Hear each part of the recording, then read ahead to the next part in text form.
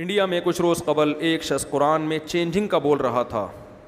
India میں نا کچھ روز قبل ایک کلپ آیا ہے کہ ایک صاحب کہہ رہے ہیں کہ یہ جہاد کی آیتیں مسلمانوں نے قرآن میں بعد میں داخل کی ہیں, یہ قرآن میں نہیں ہے. پوری دنیا میں قرآن ایک ہی پڑھا جاتا ہے, سمجھ رہے ہو؟ یہ تو پاگلوں والی بات ہے, بے وقوفوں والی بات ہے. کہ کب ہوئی چینجنگ, کس ٹائم پہ ہوئی؟ ایسا تھوڑی کہ پوری تراویح تو حضرت عمر نے 20 رکعت تراویح شروع کروائی تھی, اس وقت سے لے کے اب تک تراویحوں میں قرآن پڑھا جا رہا ہے. تو کہیں چینجنگ ہوئی ہوتی تو تراویحوں میں چینج ہوتا تو پیچھے سے لقمہ دیا جاتا نا حافظ لوگ.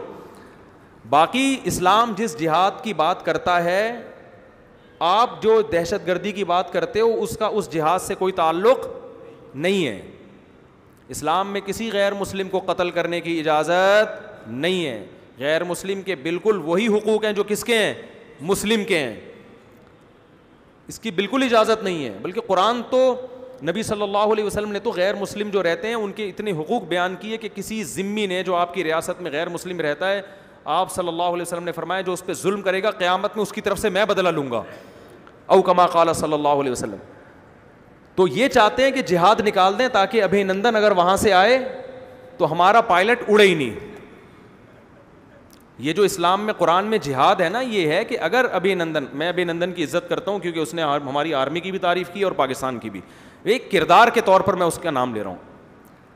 یہ لوگ چاہتے ہیں قرآن سے جہاد نکالو تاکہ ابھی نندن جیسا کوئی جب جہاز لے کے اڑے اور ہمارے ملک پہ حملہ کرنے کے لیے آئے تو ہمیں موٹیویشن کے لیے قرآن میں کچھ بھی نہ ملے. ہمیں قرآن میں یہ ملے کہ اگر کوئی شخص تم پہ جہاز لے کے حملہ کرتا ہے تو اس کے لیے رات کو تہجد میں اٹھ کے دعائیں مانگو.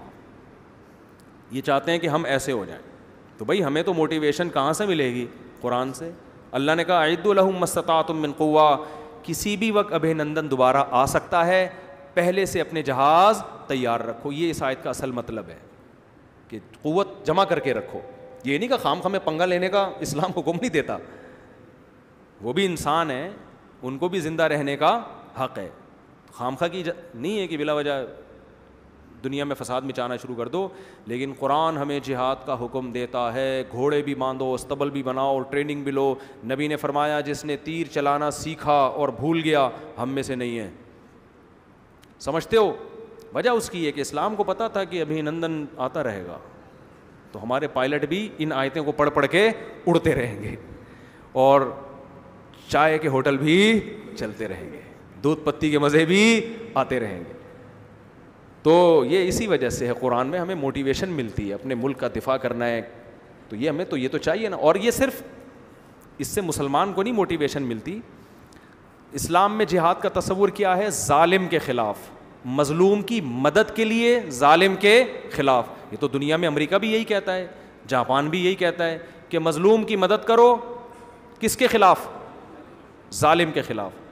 تو وہ مدد کبھی محبت سے ہوتی ہے, کبھی لڑ کے ہوتی ہے. تو یہ ہے. تو باقی جو کوئی دہشت گردی میں آیتوں کو لے کے جا رہا ہو تو وہ غلط وہ اپنے مطلب کے لیے آیتوں کا غلط مطلب نکال رہا ہے نا, اس کو تھوڑی اسلام اپریشیٹ کرتا ہے. وہ تو قرآن میں بہت سے لوگوں نے غلط تفسیریں کر کے اپنے مطلب کی چیزیں لے لی ہیں. جیسے 4 شادیوں والی بات تو قرآن سے لے لی, عدل اور برابری والی بات قرآن سے نہیں لیتے.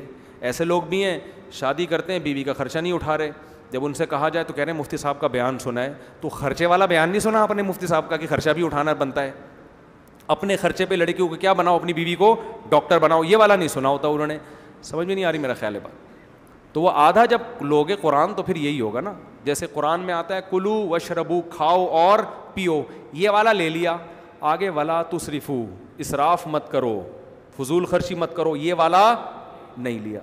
دعائیں قرآن میں بہت ساری ہیں, آپ نے صرف یہ والی لے لی, ربنا انزل علینا مائدۃ من السماء, اللہ آسمان سے دسترخوان نازل کر دے. سمجھتے ہو کہ نہیں سمجھتے؟ ابا نے یہ تو حقوق پڑھ لیے کہ بچی کو اجازت نہیں ہے کہ میرے سامنے اف بھی کرے. قرآن میں لکھا ہے بیٹیاں باپ اور ماں کے سامنے اف نہیں کر سکتی. لیکن ابا نے حدیثوں میں جو یہ آیا ہے کہ بچی کی مرضی کے خلاف اس کی شادی مت کرو, یہ والی حدیثیں ابا کو معلوم نہیں ہوتی. تو یہ فالٹ اسلام کا نہیں ہے, یہ فالٹ ہمارا اور آپ کا ہے کہ ہم اپنے مطلب کا اسلام لیتے ہیں. تو اسی طرح اسلام میں جو جہاد کی آیتیں ہیں اس میں مقصد مظلوم کی مدد ہے, لیکن اگر کوئی ان آیتوں کی غلط تشریح کر کے دنیا میں دہشت گردی پھیلاتا ہے, فساد پھیلاتا ہے, تو یہ نہ قرآن کا قصور ہے نہ اسلام کا قصور ہے, بلکہ یہ اس شخص کا قصور ہے جو قرآن کی آیتوں کو غلط مطلب میں لے کے جا رہا ہے. آدھی آیتیں لے رہا ہے, آدھی نہیں لے رہا. سمجھتے ہو کہ نہیں سمجھتے؟ اللہ عمل کی توفیق عطا فرمائے.